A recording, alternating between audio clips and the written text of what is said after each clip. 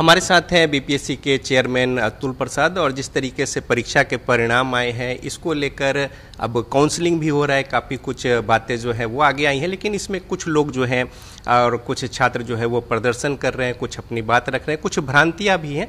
तो वो स्पष्ट हो जाए कि आखिर क्या कुछ वस्तु स्थिति है। सीधे तौर पर हम जान लेते हैं कुछ बातें जो हैं बच्चों को लेकर, रिजल्ट को लेकर, परिणाम को लेकर छात्र जो है वो कई सारे आरोप जो है वो लगा रहे हैं। हाँ, ये तो मैं भी समझ रहा हूँ, कई लोग आरोप लगा रहे हैं। कुछ लोग बिना किसी जानकारी के लिए भी अंदाज से भी कई बातें बोल रहे हैं। सब लोगों को ये समझना होगा कि ये जो चयन की प्रक्रिया है, इसमें हम लोग जो परीक्षा फल निकाले हैं वो सशर्त है, कंडीशनल है। ये हमारे चयन की प्रक्रिया का एक पार्ट है कि हम पहले मेरिट लिस्ट के हिसाब से अपना रिज़ल्ट निकालें, जो कंडीशनल है, और इसके बाद ये डॉक्यूमेंट वेरिफिकेशन होगा, जो कि चल रहा है। लोगों की यह शिकायत जैसे सुनने में आ रही है कि बहुत से फर्जी भी इसमें सम्मिलित हो गए हैं, तो इसी को तो बाहर करने के लिए डीवी चल रहा है। हम भी तो यही चाहते हैं कि जो फर्जी हैं वो बाहर हो जाएं, और इसीलिए वो डीवी चल रहा है। और डीवी के दौरान जो लोग गलत पाए जाएंगे वो उछड़ जाएंगे। हमारा काम ये था कि जो भी लोग अभ्यर्थी ने जो दावा किया, उस दावा के आधार पर हमने एक मेधा सूची बनाया। अब उस मेधा सूची के आधार पर उसका दावा कितना सही है, कितना गलत है, इसकी ही जांच अब चल रही है। स्वाभाविक है कि जो सही पाए जाएंगे उनका योगदान स्वीकृत हो जाएगा, जो नहीं सही पाए जाएंगे उनका नहीं योगदान स्वीकृत होगा। तो अब इस पर अगर किसी को कोई विवाद है, कहना है, कुछ शिकायतें जैसे आ रही हैं कि गलत सर्टिफिकेट होने के बावजूद भी, जैसे बीएड का सर्टिफिकेट होने के बावजूद भी प्राथमिक में आ गया। तो लोगों को ये नहीं भूलना चाहिए कि जो करीब 10,000 लोग ऐसे भी थे अभ्यर्थी जिन्होंने बीएड और डिप्लोमा दोनों कर रखा है। अब अगर किसी ने अगर गलत तरीके से अगर दावा कर दिया कि वो हमारा जो है बीएड है, डिप्लोमा है हम, और डिप्लोमा का सर्टिफिकेट उसका नहीं है, तो वो बाहर हो जाएगा। तो स्वाभाविक है कि ऐसे मामले जो होंगे वो छंटेंगे। और सर, इस पे जो कई सारी सवाल है, पहले भी उसमें था कि डॉक्यूमेंट वेरिफिकेशन पहले हो जाए, फिर और भी जगह यही होता है कि जब एग्ज़ाम हो जाते हैं नियुक्ति से पहले एक बार वेरिफिकेशन होता है, और काउंसलिंग और ये सब चीज़ें अभी चल भी रही हैं। तो आखिर समस्या इतने बड़े पैमाने पर किस तरीके से छात्रों का जो, देखिए, आप लोगों को स्मरण होगा कि 9th-10th का और 11th-12th का हमने डॉक्यूमेंट वेरिफिकेशन प्रारंभ कराया था। और यह भी स्मरण होगा कि उस समय शिक्षा विभाग के पदाधिकारी किसी और कारण से उसमें सम्मिलित नहीं हो पाए थे। जो हमारे डॉक्यूमेंट वेरिफिकेशन का जो एक्यूरेसी है वो उससे प्रभावित हुआ था। उस समय आपको स्मरण होगा कि कई ऐसे अभ्यर्थियों अपने बात बोले कि उनका पार्शियली वेरीफाइड माना गया, क्योंकि जबकि उनके पास सभी दस्तावेज थे। तो क्योंकि डॉक्यूमेंट वेरिफिकेशन बहुत ज़्यादा एक्यूरेट नहीं हो पाया था, फिर भी हम लोगों ने कई मामले को, जैसे उस समय लगभग 16,000 अभ्यर्थी जो थे वो एब्सेंट थे। 500 अभ्यर्थी ऐसे थे जिनका कि डॉक्यूमेंट असत्यापित हुआ, मतलब कि वेरीफाइड नहीं हुआ, गलत पाया गया। ऐसे जो भी मामले थे उनको हम लोगों ने यहाँ पर चेक किया, अपने पोर्टल से अपने आवेदन जो उन्होंने जमा किया था उसके साथ जो दस्तावेज जमा किया तो उसको चेक किया। उसमें से हम लोगों ने पाया कि कई ऐसे मामले हैं जो कि वाकई में गलत हैं, उनको छांट दिया। जैसे हम लोगों ने बड़ी संख्या में लोगों को यहाँ से छांटा भी है। पार्शियली वेरीफाइड में भी हम लोगों ने देखा कि कुछ मामले ऐसे हैं जो कि वाकई में जेन्युइन हैं या उनको बेनिफिट ऑफ डाउट दिया जा सकता है। ऐसी परिस्थिति में चूंकि इतने बड़े पैमाने पर हो रहा है सब कुछ, इसलिए हम लोग डायरेक्टली डॉक्यूमेंट वेरिफिकेशन नहीं कर सकते हैं। हम लोगों को कहीं ना कहीं सरकार के पदाधिकारियों और शिक्षा विभाग के पदाधिकारियों की मदद ले करके ही इसको संभव हो सकता है, जो कि हम लोग कर रहे हैं। हम लोगों ने मेरिट लिस्ट के हिसाब से जो लोग सफल हुए उनका हम लोगों ने सशर्त रिजल्ट दिया। डॉक्यूमेंट वेरिफिकेशन में जो भी गलत पाए जाएंगे वो हट जाएंगे। हम लोगों ने तो ये भी कह रखा है कि भाई जो डॉक्यूमेंट वेरिफिकेशन में अगर गलत पाए जाते हैं और अगर वो कदाचार की श्रेणी में आता है, मैं आपको उदाहरण दे सकता हूँ। जैसे अगर कोई दिव्यांग अभ्यर्थी अगर दिव्यांगता के आधार पर उसने परीक्षा दिया है और कल को अगर वो इसमें डॉक्यूमेंट वेरिफिकेशन में पाया जाता है कि वो दिव्यांग नहीं है, तो अगर वो अपने मेरिट पर भी अगर वो आ जाते हैं तब भी हम उसको कदाचार की श्रेणी में मानेंगे। क्यों? और इसका हमने अपने उल्लेख नोटिस में भी कर रखा है। ऐसा इसलिए कि दिव्यांगता के कारण से उसे परीक्षा में करीब 40 मिनट एक्स्ट्रा मिला था, प्रति घंटा 20 मिनट एक्स्ट्रा मिलता है। तो उसने तो 40 मिनट एक्स्ट्रा मिल करके तब इसने वो मेरिट हासिल किया है, तो स्वाभाविक है कि उसने गलत किया है वो, तो उसको कदाचार की श्रेणी माना जाएगा और वैसे केस में उसको न केवल इस परीक्षा से बाहर किया जाएगा बल्कि आगामी परीक्षाओं से भी वंचित किया जाएगा।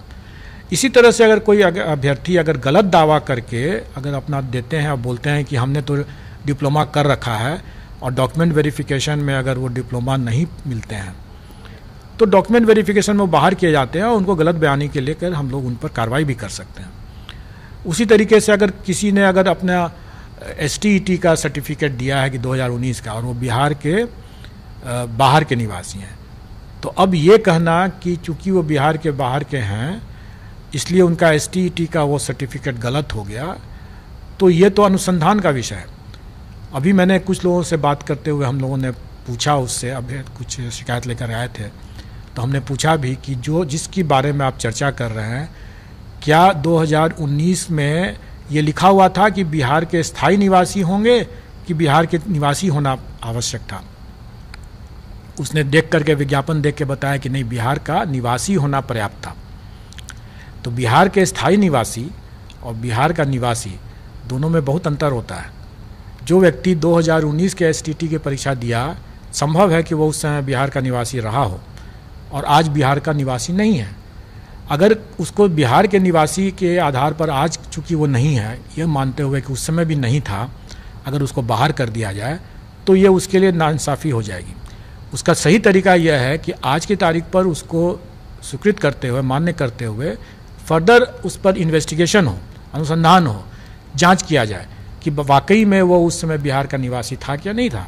और जब वो जांच का जब आएगा रिजल्ट, उसके आधार पर उसका अगर पाया जाए कदाचारी निकला तो उसकी STET की परीक्षा वो बाधित हो रही है, उसका परीक्षाफल प्रभावित होगा, तो उस समय बाहर हो जाएगा वो। लेकिन आज की तारीख पर उसके पास में अगर जायज़ STET का प्रमाण पत्र है तो सिर्फ आशंका के आधार पर उसको बाहर नहीं किया जा सकता। तो जो काउंसलिंग हो रही है डिस्ट्रिक्ट्स में, तो ये उम्मीद कुछ बच्चे रख सकते हैं कि जो अगर वहाँ पे कुछ गलत होता है तो जो वेटिंग लिस्ट के जो लोग हैं उनको चांस मिल सकता है? बिल्कुल, हम लोगों का हमेशा से ये प्रयास रहा और ये पूर्व की परिपाटी भी रही है कि जब भी हम डॉक्यूमेंट वेरिफिकेशन करके सरकार को लिस्ट देते हैं, चूँकि उन सब मामलों में हम लोग सीधे अपना डॉक्यूमेंट वेरिफिकेशन कर लेते हैं, छोटी संख्या रहती है। इसमें अब चूँकि बड़ी संख्या है इसलिए डॉक्यूमेंट वेरिफिकेशन अब सरकार के स्तर से वहाँ पर हो रहा है। तो जब भी कोई सरकार के समक्ष जब जाता है मामला योगदान के समय और पाया जाता है कि वो गलत है, तो सरकार हमारे पास वापस भेजती है और हम लोग उस पर पूरक अपना सप्लीमेंट्री रिजल्ट देते हैं। और वो हम लोग इस मामले में भी देंगे। अभी हमारी शिक्षा विभाग के साथ वार्तालाप हो चुका है, उनका पत्र भी आ चुका है और हम लोग इस बारे में बहुत स्पष्ट हैं कि जो भी इसमें वैकेंसी क्रिएट होगा डॉक्यूमेंट वेरिफिकेशन के कारण से भी, जो ड्रॉप आउट्स होंगे या जो एक से अधिक जिनका परीक्षा फल मिला हुआ है उसमें भी जो कोई एक ही नौकरी करेंगे, तो जो भी वैकेंसी बचेगा वो सारी वैकेंसियों को जोड़ करके हम लोग उसका सप्लीमेंट्री रिजल्ट देंगे।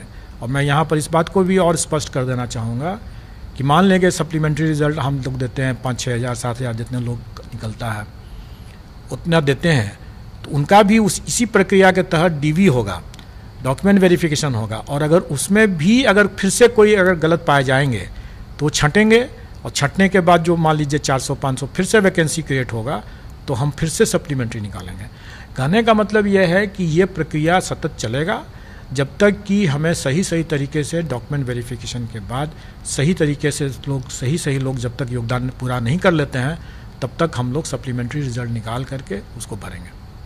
एक छोटी सी और बातें हैं, जो कंप्यूटर साइंस के जो परिणाम थे उसमें कुछ जो देरी हुई थी, इसको लेकर जो अभ्यर्थी थे उनके मन में कई सवाल था। जब परिणाम आ गए तब वो कई सवाल खड़ा कर रहे हैं और कुछ लोग अभी BPSC के गेट के बाहर भी कुछ लोग हैं, बच्चे जो हैं वो अपनी बातों को लेकर या प्रदर्शन या तमाम बातें, तो वैसे बच्चों को थोड़ा जो भ्रांतियां हैं या फिर उनके मन में जो शंका है उसको थोड़ा अपनी ओर से दूर कर दें। एक तो कुछ लोग आए थे मेरे समक्ष और मैंने उनको क्लियर भी कर दिया और आप अभी देखेंगे कि बाहर में अब कोई अभ्यर्थी नहीं है। उनकी शंकाओं का समाधान हमने कर दिया। फिर भी आपके चैनल के माध्यम से मैं बताना चाहूँगा कि जो भी शंकाएं हैं सिर्फ इसी कारण से है कि अगर फर्जी का चयन नहीं होता तो उनका चयन हो सकता था, क्योंकि वो मेरिट में शायद नीचे है, थोड़ी से नीचे है, और उनका संभव था कि हो सकता था, और यही आशंका थी। तो वो चाहते हैं कि फर्जी अभ्यर्थी जो चयन हो गए हैं उनको बाहर कर दिया जाए। तो वही तो हम कर रहे हैं। आखिर डॉक्यूमेंट वेरिफिकेशन का प्रोसेस भी तो इसीलिए है ना कि जो फर्जी जो कर चुके हैं, जिन्होंने जो दावा किया, हम उस दावा के आधार पर हम लोगों ने किया और उसका मेरिट लिस्ट बनाया, और अब हम उसका सेकंड फेज में उसका डॉक्यूमेंट वेरिफिकेशन चल रहा है। जो फर्जी होंगे बाहर हो जाएंगे, और जब बाहर होंगे तो जो वैकेंसी होगा हम भरेंगे उसको पूरक से। बहुत धन्यवाद।